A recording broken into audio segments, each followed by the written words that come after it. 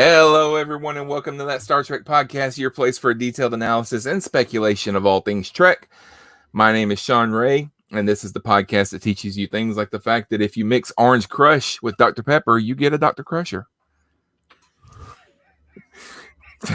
Tonight, we will be discussing Star Trek Discovery, Season 3, Episode 9, titled Terra Firma, Part 1, written by Bo-Young Kim, Erica Lapolte, and Alan B. McElroy, directed by Omar Madha. The USS Discovery crew journey to a mysterious planet in hopes of finding a cure for Georgiou's deteriorating condition. Stamets and Adira make a stunning breakthrough with the newly acquired burn data. Joining me tonight in the historic Cosmic Potato Studios, we have Scott. How's it going, sir? That was a very nice gesture. Rick is here as well. How you doing, sir? Hail, Carl. And Brandon. I find this fascinating. Orange peppers. All right. Okay, so we're gonna go around the circle as we normally do and kind of give an overall idea of what we liked about the show, didn't like about the show, or no, we'll just, what our overall thoughts were. And hold on a second. What? I did not wake him up. I'm in the closet. Okay. Oh, you're in the doghouse now. I will be the first to say, meh. I mean, this wasn't a bad episode. I enjoyed it more the second time that I watched it than the first time. But I mean, I don't know. I'm kind of tired of the mirror universe. I liked what they did in the mirror universe in season 1, but I wasn't really prepared to go back there. But I did like that we got to see characters, the actual mirror characters of the Discovery crew that we didn't see last time, because last time our characters were just pretending to be them. So we actually got to see Captain Killy, and we got to see Mirror Michael, and those kinds of characters. Was anybody expecting to see Jason Isaacs show up? I wasn't sure if we would. I mean, it was always a chance. I still think we will. We may next episode, yeah. With them bringing up what's happening around that time, if they snuck in a surprise Isaac's appearance next episode, then I'd be prepared for it. I didn't expect to see him in this episode. Even when they mentioned his coup attempt, I didn't expect him to show up this episode. I'm not sure why. I think these days I've become so accustomed to the internet not being able to keep a secret that there would have been some whispers of him showing up if he were going to show up. Discovery's been pretty bad at keeping secrets anyway. Well, and this was also filmed last year, so there were some rumblings about Isaacs being on the set, but it kind of was spun as like he was visiting, if I remember. Yeah, I mean, here's the thing: like, one episode, it wouldn't be hard to bring in a cameo, even if, I mean, this was filmed pre-COVID, but even if it was filmed during COVID, it wouldn't be hard to do exactly what we're doing and throw a green screen behind him and FedEx him a uniform and say, "All right, put this on, and you're gonna hail Captain Georgiou, and you're gonna talk over a comm link, and we're gonna put you up on the screen." I mean, that wouldn't be hard. Have to FedEx it to him. I'm sure that it'd be like, "All right, Jason, we know you stole your uniform. Put the fucker on and get in front of the screen." And look at that. Not okay, cool. We haven't even hit the 5-minute mark. First F-bomb of the night. We can always count on Rick. Slack. All right, Scott, what'd you think? It was middle of the road. It was a fine episode. It was, as you said, it was nice to see some of the mirror characters that we haven't seen. Sonequa Martin Green absolutely killed it as Mirror Michael. That was a delight to watch. But at the same time, everything that was happening in the mirror universe was centering around Georgiou, and it was predictable. I didn't find any surprises while we were there. What they were showing us was, as Georgiou returns to the universe she came from in the position that she used to hold, now everything that happens in the mirror universe, everything that was a part of her life is now disturbing to her, which, that's no surprise. That was the point of her going through this door, was to realize that she belongs in the Prime universe now. She has left that old life behind. So, we see that coming from a mile away. But at the same time, I don't know that they've done a really good job of showing us why she would feel differently. She has constantly chafed against the Prime universe and has made that no secret. You guys, I think that's the whole point, though. I think that's the whole point. And we talked a little bit about on Facebook, and we feel very similar about, it was a solid episode. It was good. It was like Rick and Sean, I'm sure, or Rick, I'm speaking for you now, but I know how you feel about it.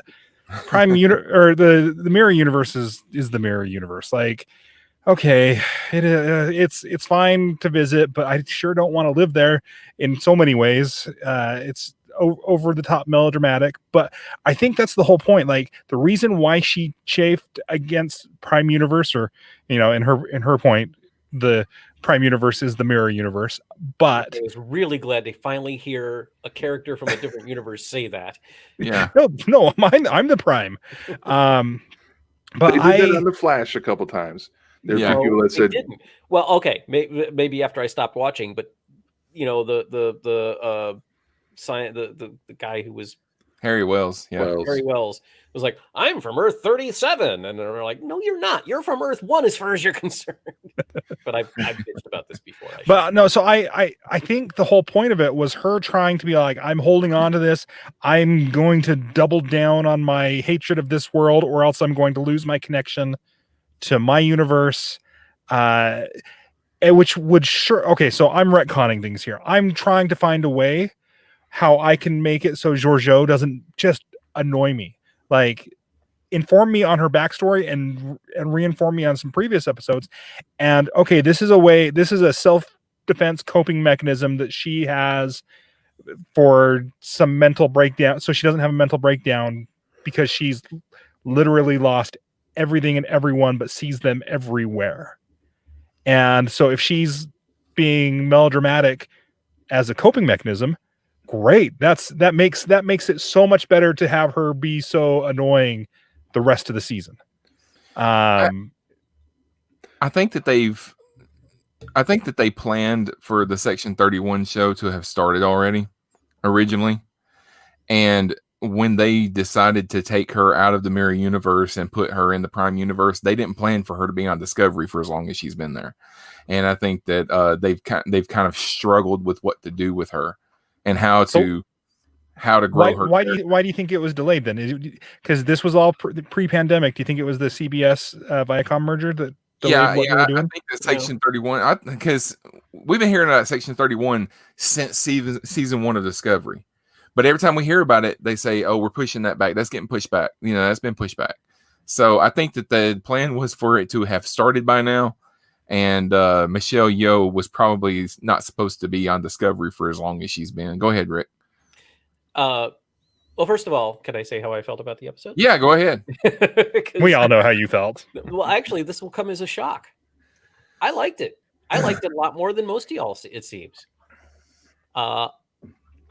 It is well established that I am not a fan of mirror universe shows.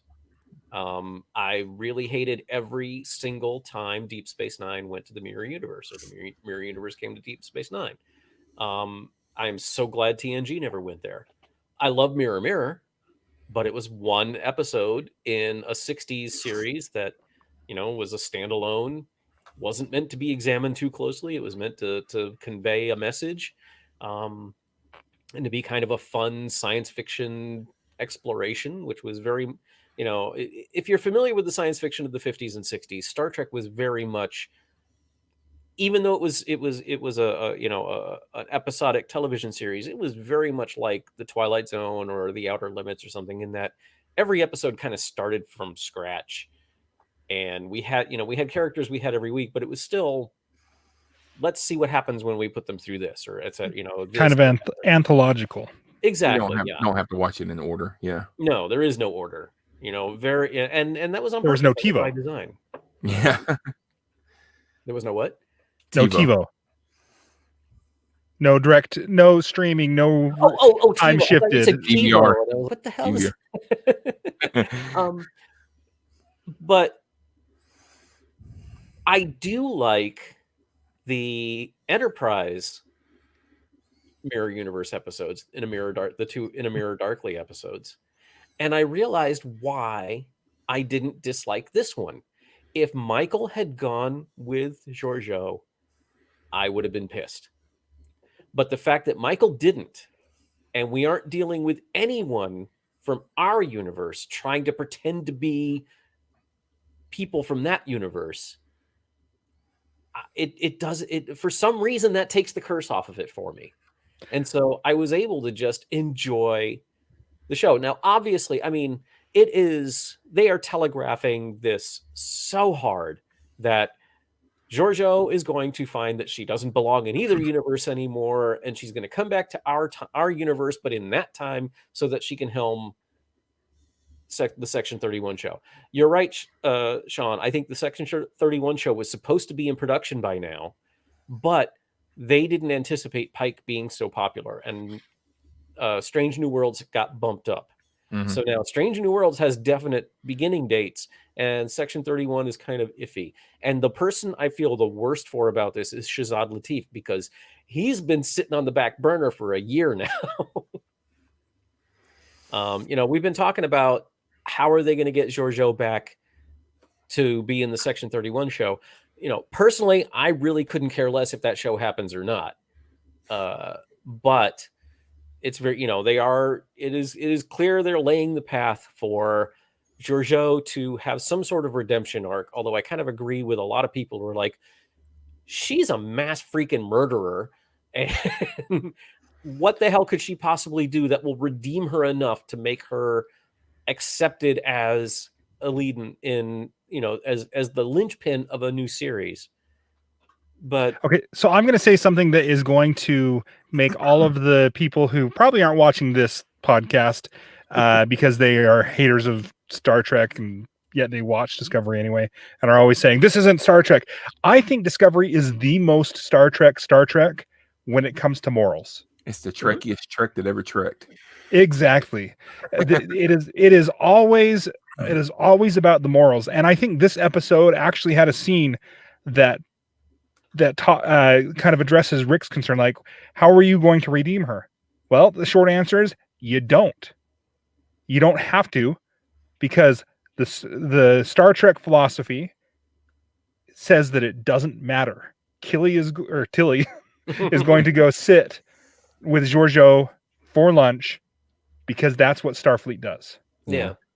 And I'm still not convinced that this Section 31 show is even going to take place in the past. It may stay in the future.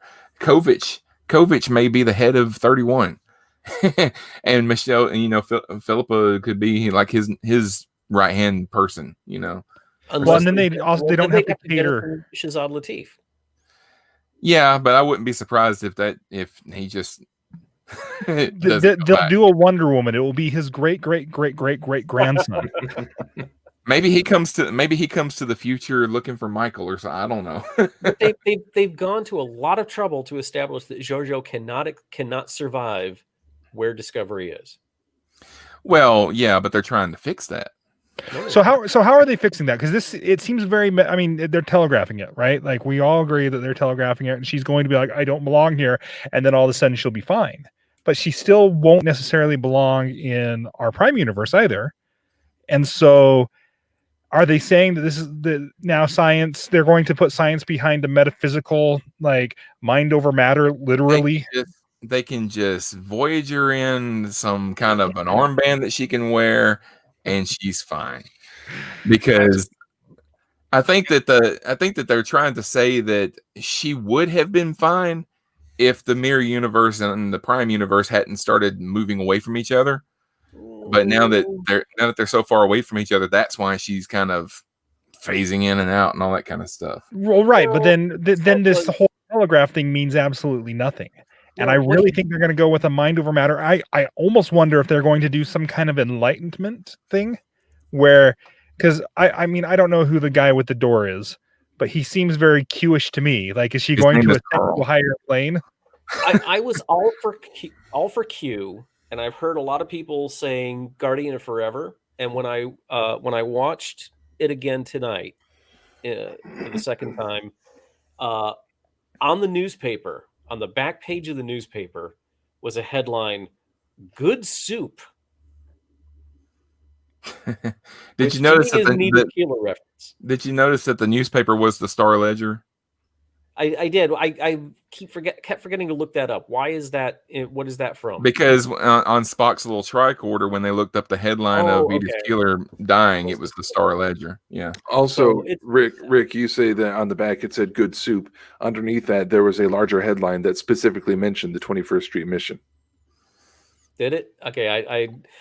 I wanted to pause things, but on the goddamn CBS All Access on the if I watch it on my computer, which I did, if you pause it, it just freaking minimizes the damn picture. There are plenty of people on Twitter who have posted pictures of the paper and have pointed out all the different headlines, including the person who designed that paper for the show. So we got all the Easter eggs. So that reference to City on the Edge of Forever was bigger than you thought it was on the back of it. They also specifically referenced Scotty's ship that crashed on the Dyson Sphere in Relics. Really? Yep. Nolan? Yeah. That was on the front. They referenced TNG's The Last Outpost from season 1, saying that a supernova threatens the Takan Empire. Jinkies. I think it's going to be something new. I don't think it's Q, and I don't think it's the Guardian of Forever. And that's entirely possible. Guardian of Forever or something related. I think when it comes to Giorgio, I think that Rick might be on the right track. They've put Giorgio back in the Mirror Universe at about the time of Lorca's coup, which is right near the time that the Prime Discovery crew visited the Mirror Universe, and all of that went down. So no, I think it's about 2 years. It's 2 years before that. It was because after they found out about Michael was killed, and they found out about Lorca and everything. Everybody that was involved went into the agonizer booths for 2 years. They said that's right. Yeah. Okay.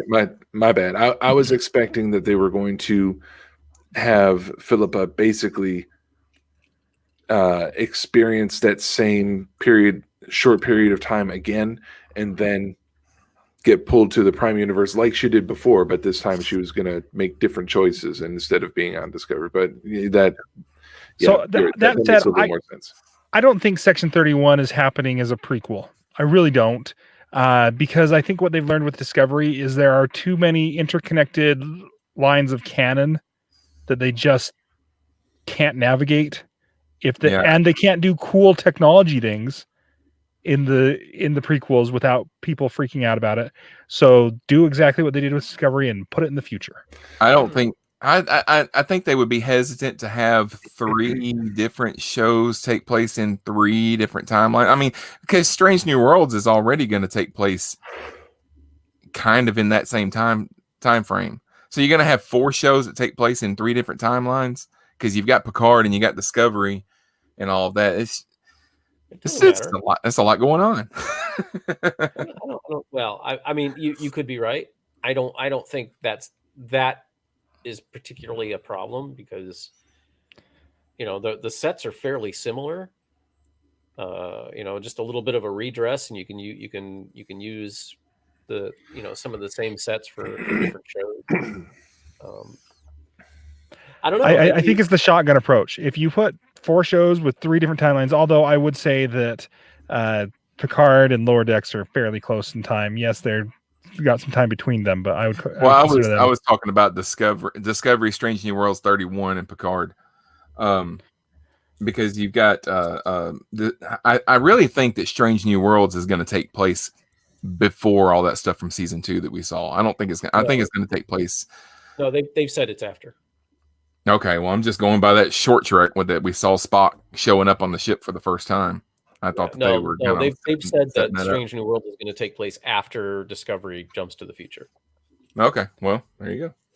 Yeah, so I think that I think that, and at that point it doesn't matter, because they could set it in the future with Discovery, or they could set it in the past with Strange New Worlds. Like that still, I mean, they're not going to have to pick a different time. And it might be weird if they set it with Picard. That would throw people off. But So, Rick, why were you rolling your eyes when I was talking about the fact that Georgiou is acting this way because the two universes were diverging from each other? I was saying that, and you were just like, no, and then you started talking about something else. It was because Cronenberg, whatever his character's name is, was saying that it was a matter of she traveled across the dimensions and 900 years into the future. It was the combination of the two that was killing her. Yeah, it wasn't necessarily. Oh, I understand that. Yeah. But they have hammered on. They've said it at least 3 times that the two universes have grown further and further apart, and they keep hammering that in. But there is something they have not done, and what they have not done is really defined what he means by that.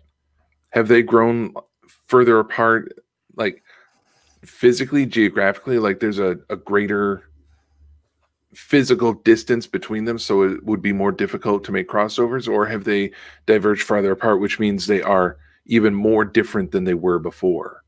Well, remember when in Mirror, the whole ticking clock of the episode was Scotty was saying that the barrier between the universes was getting thicker or stronger, or ribbed for her pleasure or something, and that if they didn't go when they did, they wouldn't be able to punch through in 100 years. And then we get DS9 where they're just like, no, we can come and go anytime. They tried to explain. They tried to explain in some of the novels that the reason that the mirror universe, like the people have the same names and things like that, is because those two universes run parallel to one another. There's billions and billions of universes, possible timelines, but these two run parallel to each other, and they're almost touching. Which is why it's easy to cross between the two.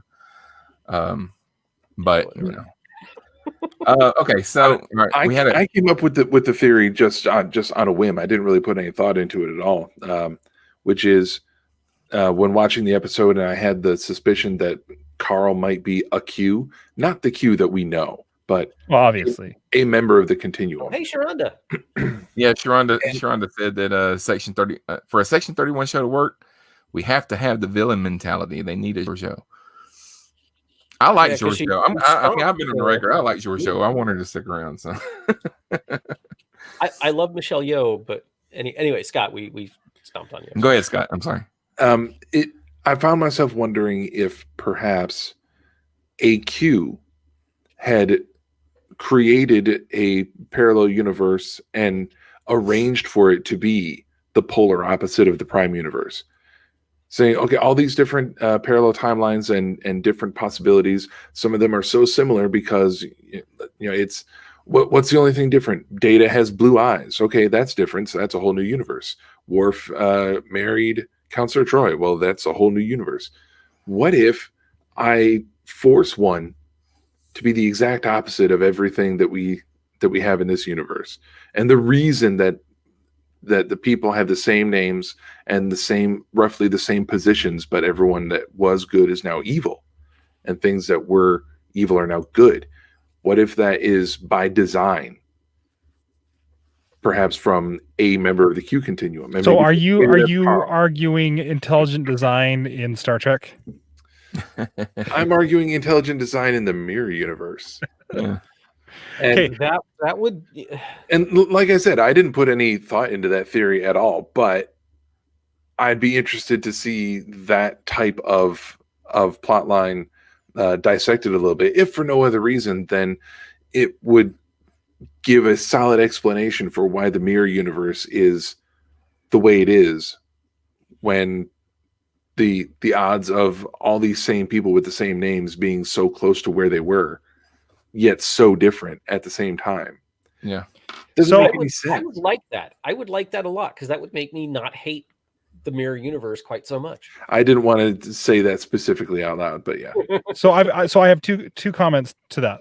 First, I've been playing a lot of Dungeons and Dragons lately. I have a friend who made me play. Like, I've always wanted to, but then I've never done anything about it. And so my friend was like, "I've made you a character. I'm the DM. We meet on Tuesdays on Zoom. Show up." And so I was like, all right. And so I showed up. It's been a lot of fun. And I've been diving down into a lot of different rabbit holes. And there's a item that my character can create called an alchemy jug. And the alchemy jug it can create things. It can create liquids. It can create water. It can create wine. It can create oil. However, one of the other things that it can create is mayonnaise. Basically, endless supplies of mayonnaise. And so there are a ton of interviews out there with the creator asking him why mayonnaise? Because I Googled it. I'm like, what can I do with mayonnaise? That makes no sense to me. And the interview, he said, you know what? It was late one night. We thought it was hilarious. We thought it was a good joke. And we thought, people are going to do some really crazy stuff with this. And so they threw it in. And sometimes you don't need, this is Dungeons and Dragons with lore that goes on forever. Sometimes you don't need a great reason aside from, you know what? This is going to be a lot of fun. Let's do this. Like, yes, I agree with Scott. It would be fun to have like a plausible reason why in canon. But let's just be honest. The reason they do it is because it's fun. It's a fun intellectual experiment for the writers to do. I totally understand why the writers and the actors love doing it. It just it pushes my willing suspension of disbelief a little too far sometimes. Yeah. So here's my second point with the timelines. They finally acknowledged the elephant in the room of this is the mirror universe is Giorgio's prime timeline, and your prime timeline is my mirror. Does that mean that this may not be the prime timeline that we know and that we expect? Because they made a big point to say, from any perspective, yours is the prime timeline. And so this could be not the Kelvin universe, because they brought in the guy specifically from the Kelvin universe.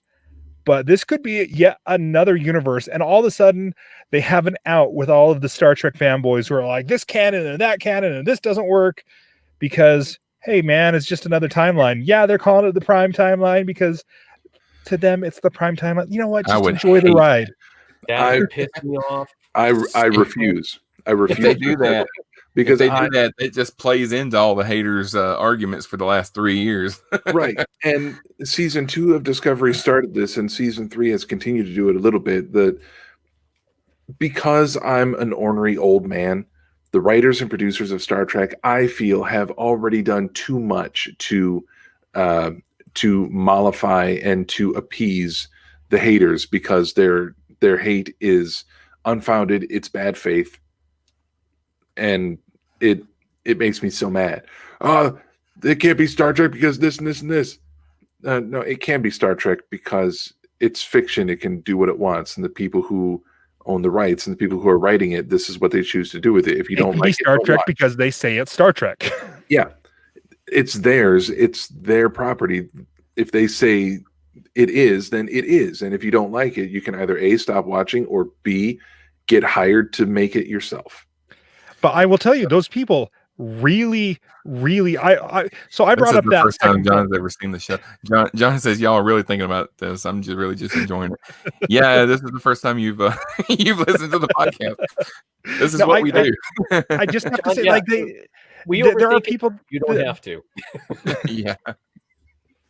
Go ahead. Exactly. Go ahead, there are people who've posted YouTube saying that scene proves we're not in the timeline because any timeline can be the prime timeline. Like, as much as CBS has been really good with Star Trek lately in saying we're going to tell our story, I am so worried that the CBS Viacom merger is turning them into okay, we need to make money. So, hey, there's this group of people that don't like us. How do we get them to like us? Oh, we give them a hand wavy wave for them to say that this is not really real. And I think that's I think that's the problem that we're because gonna I don't face. want to get into a place where we have 5 different Star Trek shows and they all take place in different timelines. I would not like that at all. Oh, you mean That's like called what the CW Arrowverse. was doing? Yeah. Hey, let's talk about Lieutenant Commander Yor. So Kovic tells Culber, he brings up this hologram of what he calls Lieutenant Commander Yor. And Put up John's.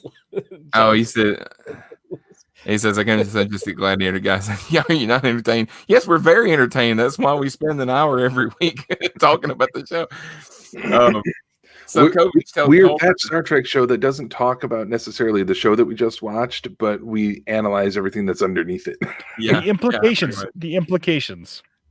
he says Lieutenant Commander Yor is deceased. He was a time soldier. He came forward from 2379, and he also came from a universe that was created due to the incursion caused by a Romulan mining ship. So this is really the first time that anybody in the Prime universe has acknowledged that the Kelvin timeline exists. You know, Yep. so I'm not sure why the hologram that they showed him was wearing a second season TNG uniform because 2379 He was a time soldier. 2379 is the same year that Nemesis takes place. Yeah, but this was a time soldier that went. You know, they could have picked any uniform.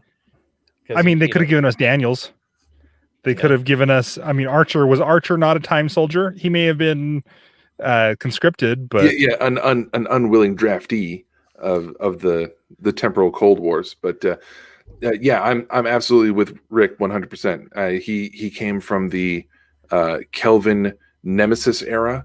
So Which I would love to see. I would love to see that. Who knows what their uniforms would have looked like? Yeah. I like to imagine that they looked at, like, in design scheme very much like the Nemesis that we saw, but just made differently, like with different materials and like a different cut, but essentially the same look. I would enjoy seeing that, but that's the time frame that he came from. But he got pulled over into the Prime universe, and once he became a time soldier, just like Rick is saying, he's going to be hopping around to different time periods, different decades, different centuries, and he'll wear what they wear at the time. So that file image that they have just happened to have him wearing a uniform from the era of TNG seasons 1 and 2. So I just had a thought. This is completely not fleshed out at all, but my favorite kind. All of a sudden, they are saying that these other timelines aren't just timelines; they are entire universes. They are mirror universes. They are different universes, dimensions. He was saying, yeah. And so, all of a sudden, the mirror universe isn't just another something that's running parallel to us. It's the timeline. I think that. Sorry, I should not look at the comments while I'm trying to make a point. I just wonder.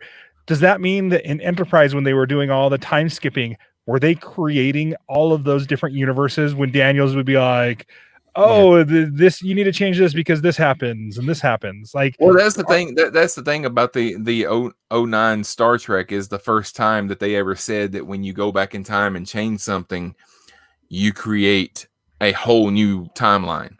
Because every other time that they've used time travel, they've gone back and changed something. They just changed it within their own timeline. But they had to do something for that movie to make the movie universe different from the TV shows. And so now, when you think about it, I mean, that's why I've said time travel rules in Star Trek. Every time they use time travel, the rules are different. Because if you really think about it, time soldiers, if time travel messes you up that bad, then a time soldier is really only good for a few days because they use time travel enough. They're gonna start coming apart, and their hands are gonna start going through things and all that. Well, we don't know that didn't happen. Yeah, perhaps it did. Actually, he said that happened. also, when I was watching that, I started my headcanon really started to go off, and I said, "So that's what happened to Spock. That's why Spock died." Because he was from a million years old. He was from he was from another universe, and he was from another time, and he came apart. It could be. Maybe so. I think, and my headcanon carries that a little bit further to say that yes, Spock did cross from the Prime Universe to the Kelvin timeline.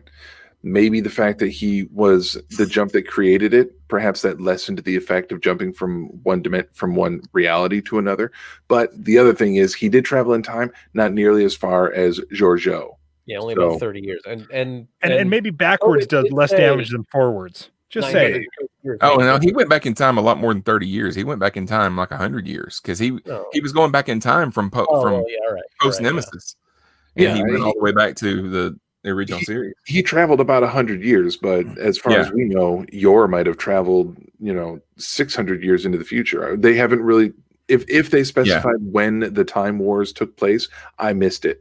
But They didn't yet. No, they haven't yet. Yeah, I don't know. So, speaking of Time Wars, I just finished Enterprise for the first time completely all the way through. I'd never seen the last 2 seasons, and so I was like, you know what? Pandemic, everyone's watching things. I'm going to finish Enterprise. Kind of wish I hadn't finished it. That ending. I knew all about it, but if I had known that you were doing it, I would have jumped in. Like, you finished the second part of the Tera Prime storyline, and I would have just jumped in front of the TV for you. There's no more. It's done. There is not one more episode. I don't care what you've heard. There is not one more episode. And John says that he's glad that the uniform wasn't from the undiscovered country. Look, that's my favorite uniform. Yeah, that was the comment that made me chuckle. The Maroon Monster is my favorite uniform. Yeah.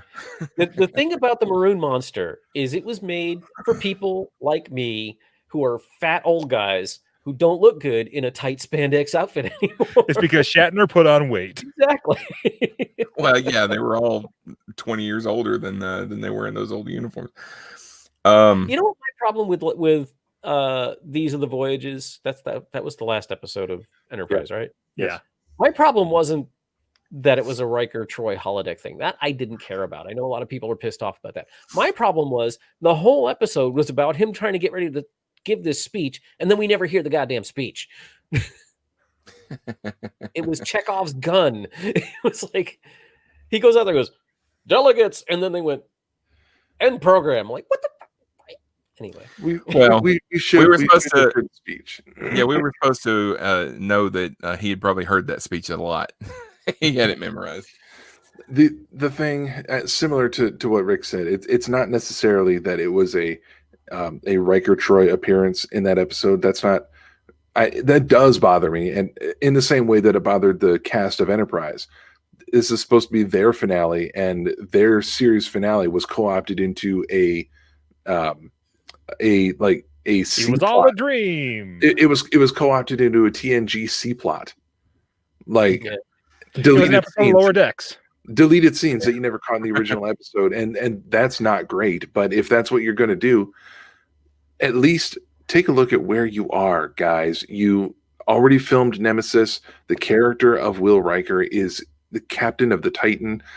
Deanna is with him, and we know how old the actors are. Why would you try to turn the clock back and make them look like they did in season 7 of Next Generation and try to fit these scenes in between pre-existing scenes of an episode that we've already seen? Make it something new. Just give us one scene that says, okay, we're trying to deal with the Romulans and I need some help. I'm going to go and get some inspiration from these holodeck records and just do that. Use the uniforms that they wore in Nemesis. Every scene that they show us of Riker and Troy that's supposed to take place on the Enterprise D looks like shit because they try to recreate the sets from the Enterprise D and they don't do it right. The lighting is wrong. The set dressing is wrong. Everything is sparse because they didn't have all the stuff that they needed to make those original sets. The uniforms don't fit as well. They look visibly older. Jonathan Frakes is like visibly older and he's visibly heavier than he was in TNG. Sorry, Frakes. I know you're watching and we still love you, but you didn't look the same. So it was troubling. They could have said it after Nemesis and it would have been fine. So I have a question.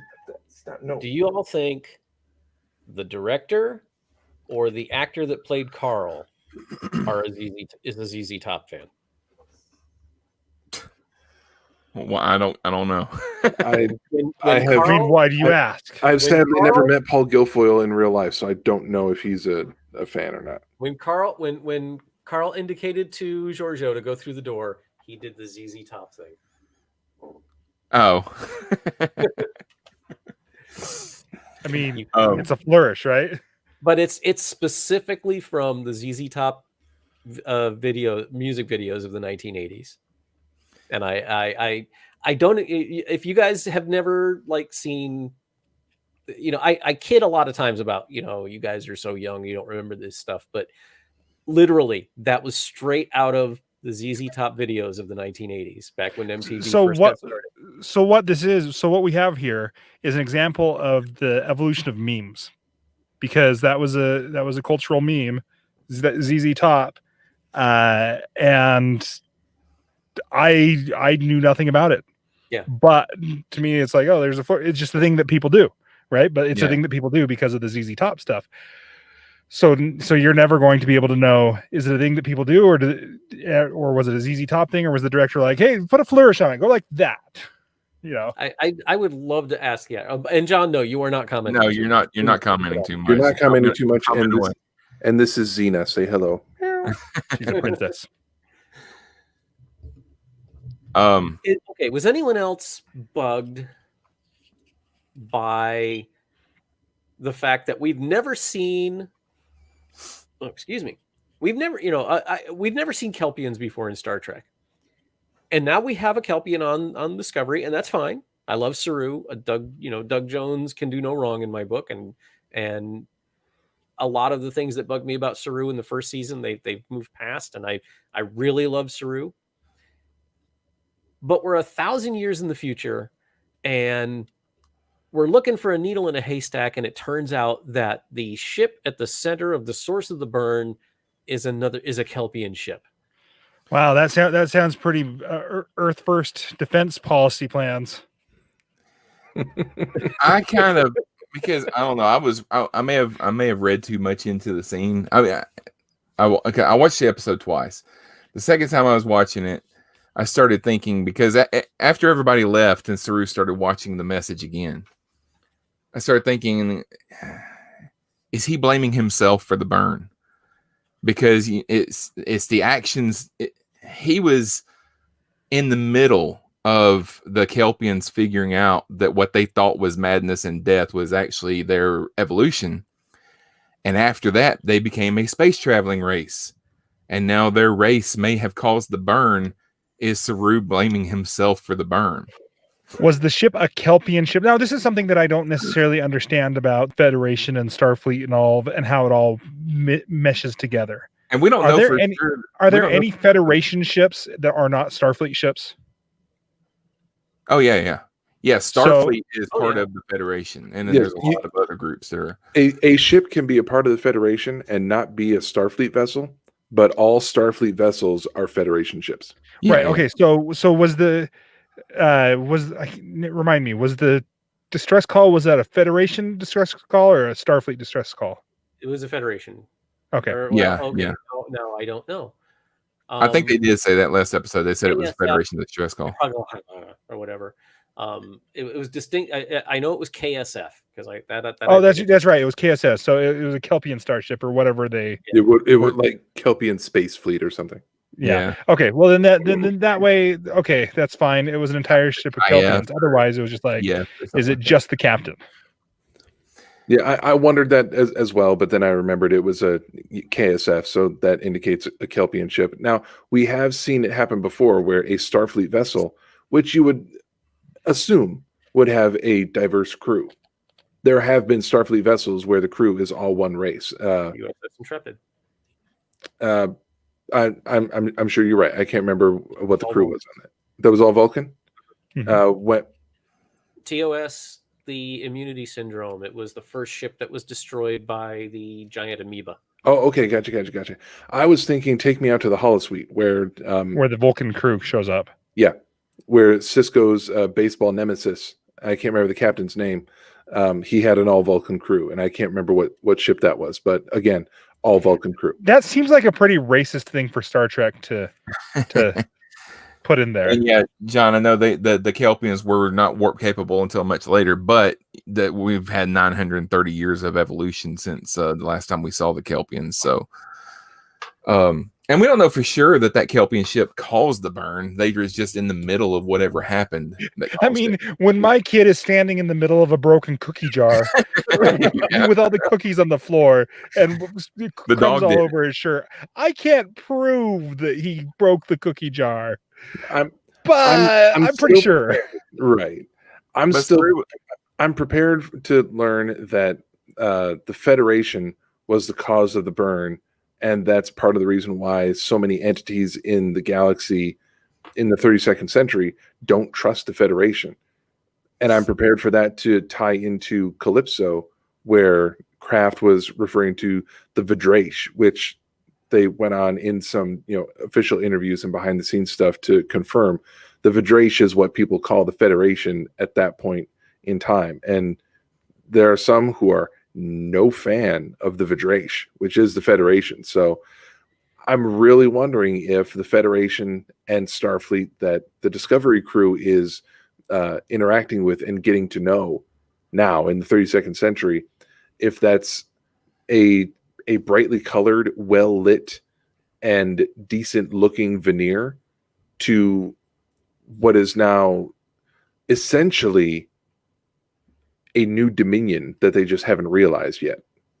Well, you notice that Burnham and especially Saru keep saying, this is what the Federation is about, and this is what the Federation is about, and this is what the Federation does. And Vance is just kind of going, Mm-hmm. You are probably right, but wink. I don't want that. I do not want that.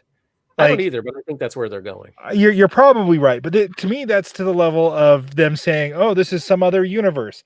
Because you know what, the trope of making the good guys bad is so overplayed at this moment in our pop culture. Like, yeah, you can tell a lot of really cool things, like, but I'm trying to figure out exactly what message they're sending there, because season 1 they did the mirror universe so that they could make comments on our on the way our politics were. Season 2 was a whole thing about unity, right, and coming together as a crew. Season 3, I personally am seeing this as a you know what, it doesn't matter who's what, we accept people. Like, that seems to be the theme of this one, whether it's Adira or whether it's Giorgio or whether it's Tilly getting promoted above everyone else really quickly. It's, you know what? Sometimes you just need to accept people. And I just don't want that to happen. And yes, John is right. I like John. He agrees with me.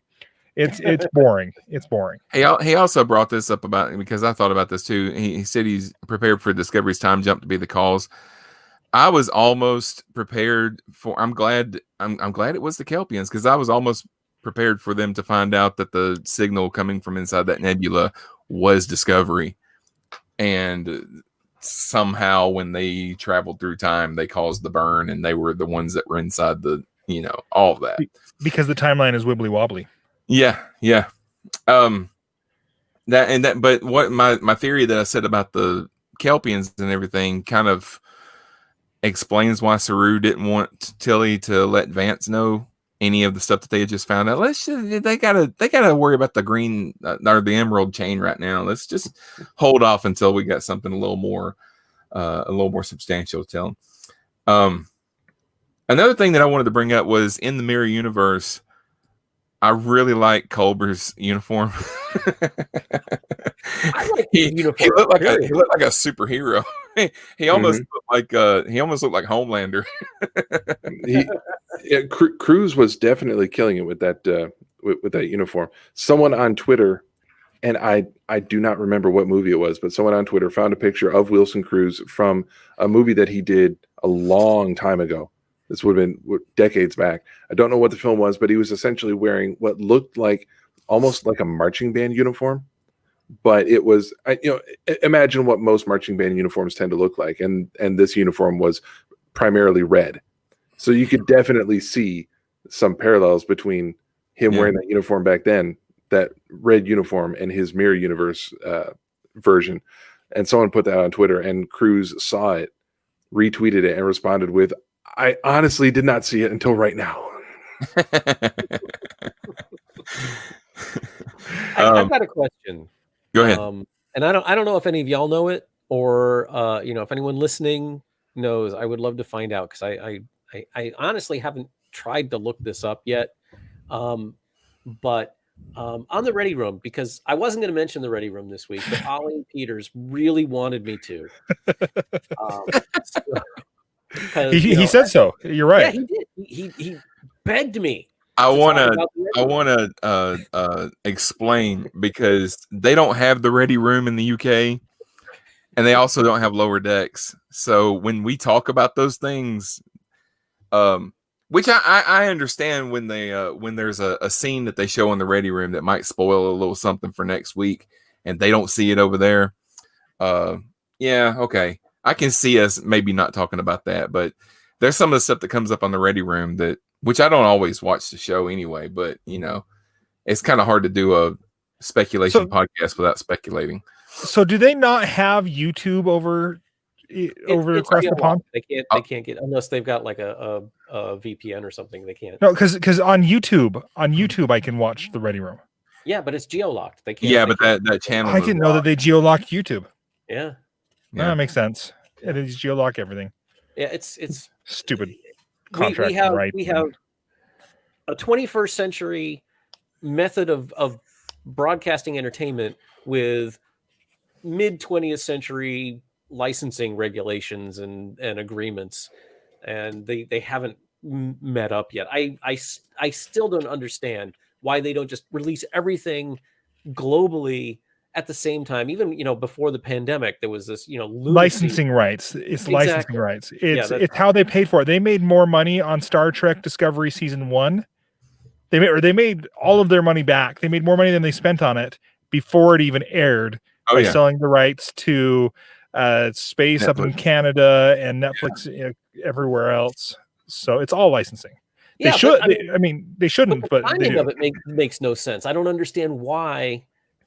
With the licensing, they have to it has to wait 3 months to come out here, and and we can't even get it out here yet and stuff. But anyway, this week's Ready Room did not reveal anything that other than just next week's episode is more Mirror Universe stuff, which it's Terraform Part 1. Yeah, but.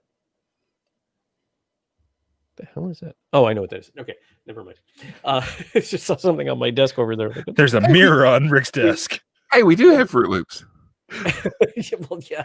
Did I do that? Yeah, I did. Yeah, you did that on the show. But anyway, a lot of time, and I've said this before, on the Ready Room, when they have actors on, I may watch the beginning of it and then fast forward, because I'm generally not overly interested in what actors have to say, because when Will and the actors get talking, it's all about, how did you prepare for this scene? And I'm like, I really don't care. I'm glad you guys had a great time. I'm glad, and I know that the audience likes to watch it, but from my standpoint, isn't it so cool being part of Star Trek? It's like my favorite thing ever. Yeah, and I love Will's enthusiasm. I love watching him geek out, and usually for the first 10 minutes, but then there's still a half hour to go. But this time they had the entire bridge crew. They had, and I don't remember their names at all, but it was, it's the communication guy and the security guy and Owo and Detmer and no, Mary Wiseman wasn't there. She used to be Ariam. Now she's Stilson. Thank you. And it was wonderful, because they were there. The relationship that they have is so great to watch. But the one thing that really confused me is that the actor who plays Owosekun, and I can't remember her name, she's Nigerian, and she has this wonderful Nigerian accent that she doesn't use in the show. She puts on an American accent, and I don't know if that was something they asked her to do or something she chose to do, and I would love to know why. You probably wouldn't like the answer. It's like, nobody's going to be able to understand you. It's a backstory thing, I'm sure. They're like, this character has this great backstory that we've all laid out, because every writer that I've ever known knows the backstory to every character that they ever put in their stuff. Mm-hmm. But a lot of times they don't put it in because of this reason or that. And I tell you, I am kind of getting tired of 3 seasons of not really having that much backstory on or interaction with not Michael. I know Michael's the star of the show, but I thought in season 2 they were making a shift towards getting to know the rest of the crew a lot better. And it seems almost like, okay, now that season 2 is over, we're gonna go back the other way. And I wish we had more of that. Yeah. Season 2 has been my favorite so far. I enjoy it. I like it. I like things. That's what I do. But season 2, I've liked more because of the ensemble cast nature of it. Yeah. And John says he thinks that Will is just there for the paycheck and is a little fake. I disagree. I don't know if you follow Will Wheaton on social media, but I've been following him for years. That's Will. That is my favorite Will Wheaton story is so I do a lot of work for a local fan convention that he's come to before. And I get to go in some of the places that he doesn't, that people wouldn't see him. And they always, there's always weird stuff for the celebrities in the back. There really is. And one of the weird, it's not necessarily weird, but it's a good thing for a good reason. I just never would have expected it back there. They've got a puppy kennel in the celebrity green room. So the celebrities can just go play with puppies. Now, it's a humane society thing. So what they're doing is they're taking pictures of these puppies with celebrities. So then they can get people to adopt them more. It makes sense. But I just was like, what? The first time I saw it. If I could require a puppy kennel at every gig I went to, I would do it.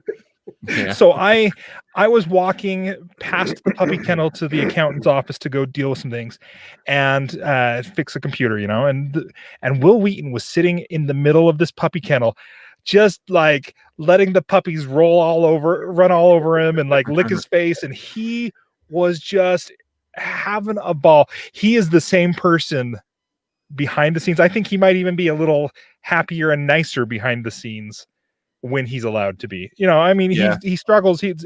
He's made no hiding. He struggled with depression and anxieties and things like that. But he's just such a nice guy, even when he thinks nobody is looking. Yeah. And so that doesn't surprise me.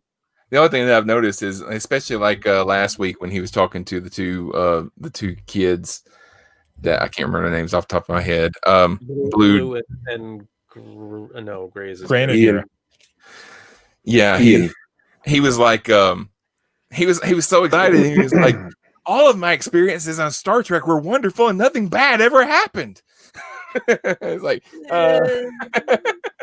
he's on the well, okay. I know.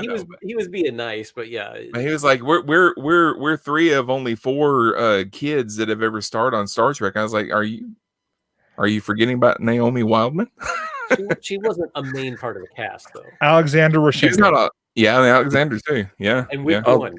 Again, 4 different people played Alexander. So. Yeah, and again, not part of the main cast. Will Wheaton did have a point.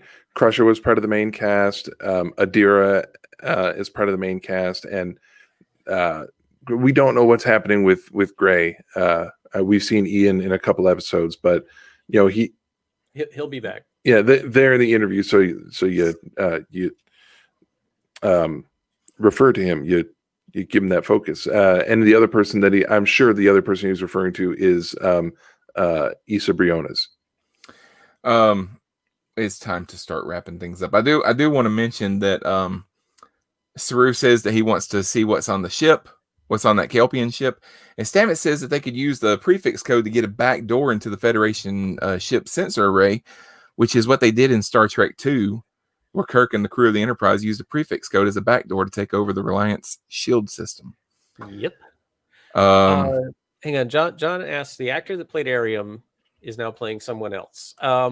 Okay. Sarah Middich played Arium in the first season of Discovery. Then in the second season, Hannah Cheeseman, who was on Mirror Discovery, she was in The Party and she was at the play. The opera. Played Arium. I have not been able to, and I have looked, and I have looked, and I have looked, and I have dug through every deep corner of the internet I know of. And I was hoping they would address it on the Ready Room, but they didn't exactly.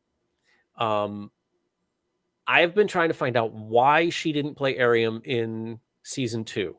The only thing I can come up with is that, and this is pure speculation on my part, is that they had her contracted for a certain number of seasons, but they decided they wanted to kill the character. So they put someone else in the makeup, in the latex and everything, so that they could kill the character, but not lose the actor. And she is still, she's now part of the bridge crew. And they talked about how weird it was for her to come back onto the bridge as, what's the character's name? Stilson. Thank you. I think Nilsson. Yeah. Nilsson. Stilson. Nilsson. That's it. Bueller. How weird it was to not be Ariam anymore, but to be at her position on the bridge. And now, she's like third in command. But they never addressed why she stopped playing Ariam. And the way she was talking about it, she didn't, it came as a surprise to her too. It was apparently, the way she said it on the Ready Room, she just kind of got this call that said, how would you like to play this character now? And she was like, what? I don't have to get there at 4:30 in the morning and spend 6 hours getting into makeup? Sure. So speaking of makeup, John, you deal with theater types. Have you ever run into an actor who was allergic to their makeup? Could that have been it? And maybe she doesn't want to put out there in the wide world, I'm allergic to prosthetics. This kind of spirit gum makes me sick. Like, maybe it's kind of a contract thing that, I don't tell anybody why we're doing this. Let's just do it. So it could break a contract or something if it gets out. We could do a whole nother episode on speculation for that, because that's what we do here. Yeah, we speculate. I think that if Brandon, speculate as to what? Well, go ahead, Rick. What? If she was that allergic to the stuff, I don't think she would have been able to make it through an entire season. Yeah. Brandon, speculate as to where we can find you. You can find me. I was going to make a really bad joke. I'm not going to do that. You can find me over at fandompodcast.com. I promise we are going to come out of hiatus soon. I have had one thing after another happen during this pandemic on top of the pandemic. So we have taken quite a hiatus. We will be back. So fandompodcast.com and where we enjoy things and we speculate and we don't hate everything like so many of the current fanboys do. All right. Rick? My stuff is currently stuck in an interspatial phase shift where only Kirk and the two Lazaruses and I are there. But we'll be coming out again in about a month. Then I'll have more thoughts for you. And Scott. You can find me, excuse me, right here and on various other places on the Cosmic Potato Podcast Network, including the Prime Direction, which is my very own show with an incredibly erratic release schedule, but it does technically exist, where I interview people one-on-one about their Star Trek fandom and their history with the franchise. You can find that on Facebook in the Prime Direction Facebook group, and also on Twitter at Prime Direct Pod. And if you want to see some freelance graphic artwork that I do, I don't have any. This is not my work behind me. This is something else. But sometimes I have my stuff behind me. And if you like some of the logos that you've seen on some of these shows around, then check me out on Twitter at Planet Rise. Right there by my name. See it? Twitter at Planet Rise, or check out my website www.planetrisecreative.com.